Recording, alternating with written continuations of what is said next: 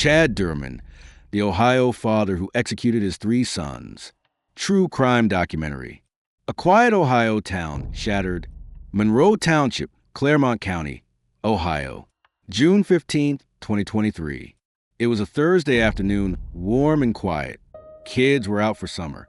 Families were finishing lunch. Everything seemed still, but then the 911 calls came in. Multiple neighbors reported gunshots, screaming, children running for their lives. One call came from a frantic woman saying her children were being shot by their father. Police raced the scene on Laurel Lindale Road, and what they found was a nightmare. 3 young boys, 7-year-old Clayton, 4-year-old Hunter, and 3-year-old Chase, lay shot and lifeless. Their killer? Their own father, Chad Doerman. He was calmly sitting on the front steps of the home, a rifle beside him. No signs of distress. No attempts to flee. Just silence. Who was Chad Doerman? Chad Doerman, 32, was a name few outside his small Ohio town knew. He worked in manufacturing, had no major criminal record. He lived with his longtime partner and their 3 sons. On the surface, they seemed like a normal blue-collar family. There were birthday photos on Facebook, Little League trophies, holiday selfies. But something darker was simmering beneath the surface.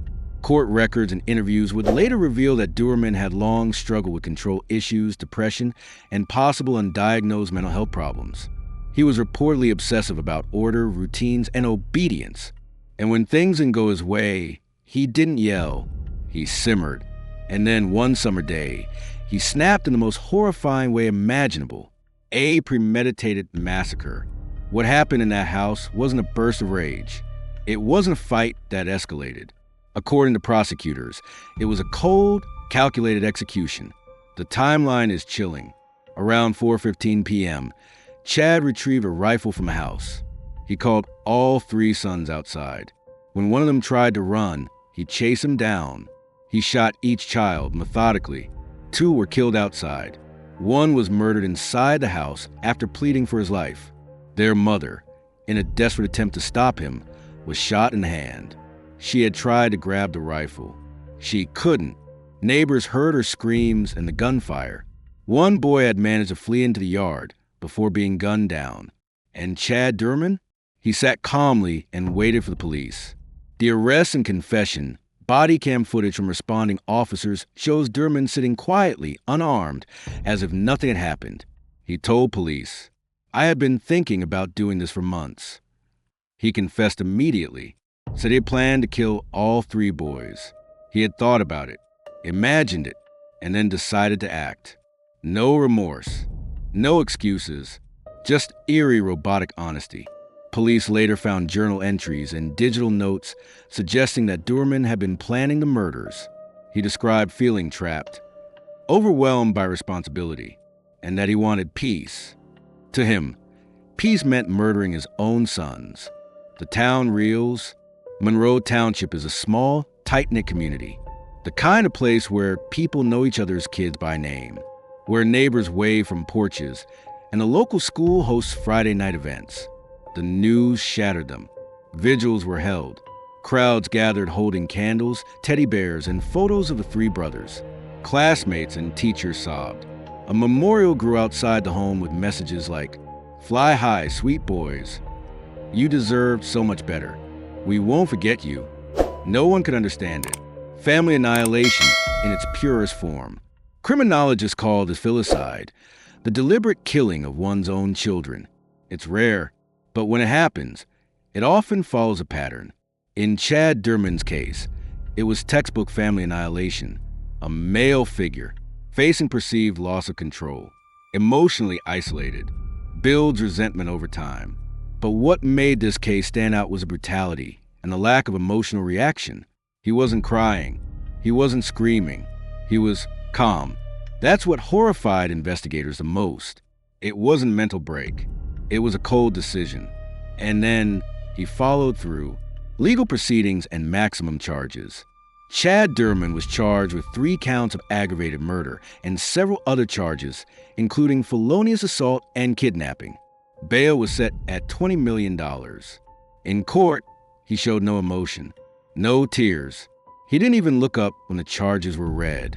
Prosecutors announced they would seek the death penalty, and the public agreed. This wasn't just a crime. It was a betrayal of the most sacred trust, the bond between parent and child. Why didn't anyone see this coming? In hindsight, there were subtle red flags. Chad had once told his partner he felt like a prisoner. He had stopped taking calls from friends.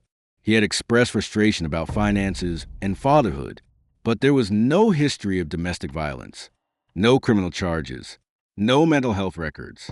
This is often the case in family annihilation. The perpetrators internalize their anger, hide their plans, and explode without warning. That's why these cases are so difficult to prevent. The voice of a survivor, the boy's mother, whose name has been withheld for privacy, has released limited public statements. She survived the attack, watched her sons die, tried to stop it, and now she lives with that trauma. In one written message, she said, "They were the lights of my life. My boys didn't deserve this. They deserve laughter, love, and a future." She has asked for privacy and for her sons to be remembered, not as victims, but as bright, joyful children who lit up every room. Final reflection. What we must learn. The Chad Doerman case is one of the most chilling examples of premeditated filicide in modern American history. It reminds us that evil isn't always loud. Sometimes it's quiet. It smiles in family photos. It mows the lawn. It pays the bills. But it hides deep resentment, unchecked mental anguish, and a refusal to seek help. If you know someone struggling with dark thoughts, isolation, or overwhelming stress, say something. Ask twice. Push through the silence. And if you are that person, get help before pain becomes irreversible.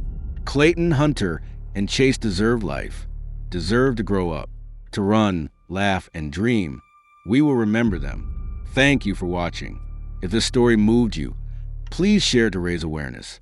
Follow for more true crime cases that honor the victims and dig deeper into the human truths behind tragedy.